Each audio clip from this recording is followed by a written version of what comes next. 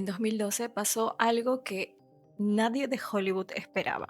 Una película con 6 superhéroes distintos. De 6 películas distintas se unió en una sola historia y recaudó 1.500 millones de dólares en taquilla mundial. Pero lo que nadie te cuenta es que ese momento no empezó en Hollywood. Empezó en 1963, con 2 hombres, una hoja en blanco y la presión de competir contra Superman. Hoy vamos a ir al origen real de los Vengadores, no al UCM, no al Iron Man del 2008, al origen de verdad, a la historia de cómo Stan Lee y Jack Kirby crearon al equipo más icónico de los cómics en cuestión de semanas, con personajes que nadie apostaba que funcionarían juntos. En una época donde los superhéroes en grupo eran una apuesta arriesgadísima. Y al final vas a entender por qué lo que pasó en 1963 fue exactamente el mismo riesgo que Marvel tomó en 2008, cuando apostó todo por el UCM. La historia de los Vengadores es la historia de 2 personas que lograron cambiar las reglas del juego y lo lograron. Para entender por qué nacieron los Vengadores, tienes que entender el contexto de la época. Era 1963 y Estados Unidos se encontraba en plena Guerra Fría. La tensión con la Unión Soviética era máxima y el mundo vivía con miedo constante a un conflicto nuclear. En ese clima, los cómics eran uno de los medios de entretenimiento más populares de esa época, especialmente entre jóvenes que buscaran héroes que representaban esperanza frente al caos. Y en ese mercado, DC Comics estaba ganando la batalla. En 1960, DC había lanzado la Liga de la Justicia de América. Superman, Batman, Wonder Woman, Flash, Green Lantern, todos juntos en un mismo equipo. El resultado fue devastador para Marvel. Las ventas de DC se dispararon y Marvel, que en ese entonces se llamaba Timely Comics, necesitaba responder. El jefe de Marvel, Martin Goodman, le dio la orden a su editor en jefe, Stan Lee: crea un equipo de superhéroes que compita con la Liga de la Justicia. Por favor. Pero aquí está lo interesante. Stan Lee no copió la fórmula. En lugar de reunir a sus personajes más famosos, hizo algo completamente diferente. Algo que en ese momento parecía una total locura. Stan Lee y Jack Kirby, su dibujante de confianza, decidieron reunir a personajes que ya existían, pero que individualmente no eran los más populares. Iron Man, Hulk, Thor, Ant-Man no eran Superman ni Batman. Eran personajes con problemas reales, con egos, con tensiones entre ellos. Y esa imperfección fue exactamente lo que los hizo funcionar. En septiembre de 1963 llegó a las tiendas el primer volumen de The Avengers. La historia era simple pero efectiva. Loki, el dios del engaño y el hermanastro de Thor, tiende una trampa a Hulk, haciéndolo aparecer como culpable de un accidente de tren. Eso provoca que Iron Man, Ant-Man, Thor y Wasp se unan para investigar, y en el proceso descubren la manipulación de Loki y lo derrotan juntos. Una amenaza demasiado grande para un solo héroe. 5 héroes que individualmente no podían contra ella, pero juntos eran imparables. Este concepto tan simple fue el ADN de lo que vino después. Pero hay algo que la mayoría de fans no saben sobre esta primera formación. Capitán América, el personaje que hoy todo el mundo asocia con el líder de los Vengadores, o como el líder fundador, por así decirlo, no estuvo en ese primer número. No era un miembro fundador.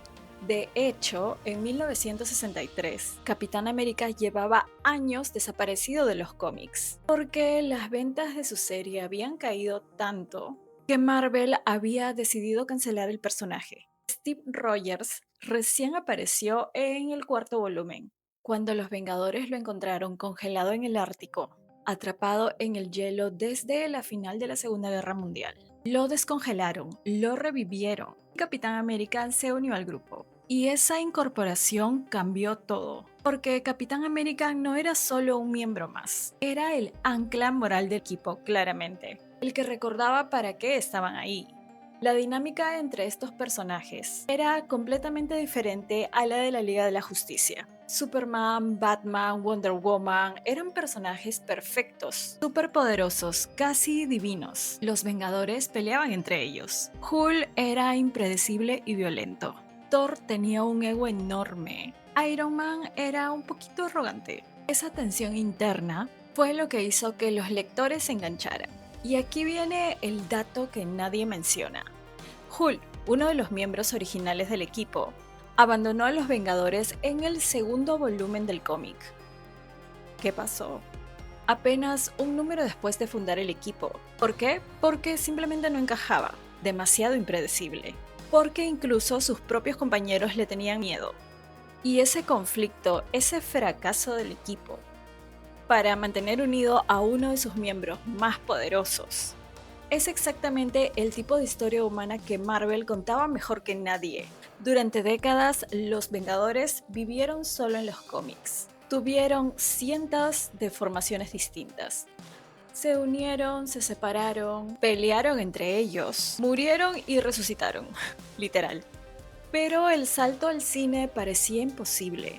En 2005, cuando Marvel comenzó a planear el universo del UCM, la idea de hacer una película con múltiples superhéroes, de múltiples franquicias, era considerada un suicidio financiero en Hollywood.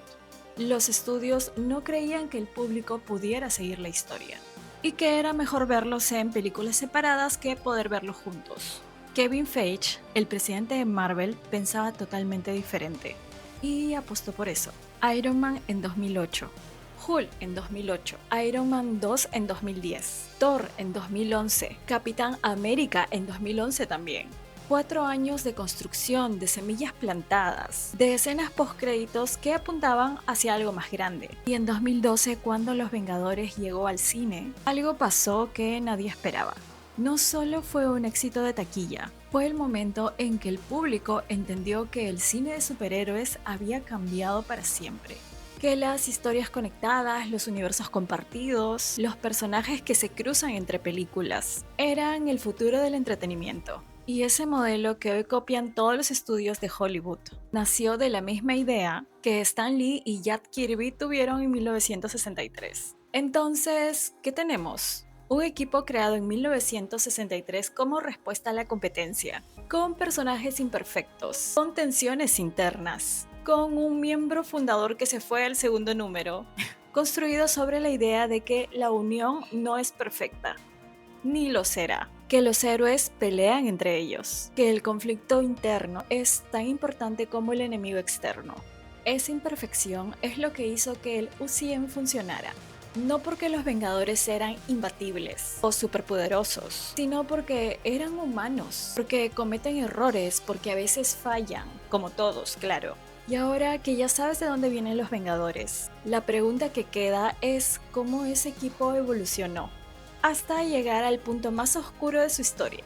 Porque en la parte 2 vamos a hablar cómo es que los Vengadores llegaron a Doomsday, cómo el equipo más poderoso de Marvel se enfrentó a la amenaza que no solo puede destruir al universo, sino que al multiuniverso completo, y del villano que tardó décadas en llegar, y que puede ser el personaje más importante de Avengers Doomsday. Toda la historia del UCM, para ser sinceros. ¿Ya viste el tráiler de Avengers Doomsday? Si este análisis te aportó algo nuevo, ya sabes qué hacer. Y si crees que me faltó algo de mencionar, por favor, coméntalo aquí abajo, porque me interesa leerlo. Hasta la próxima.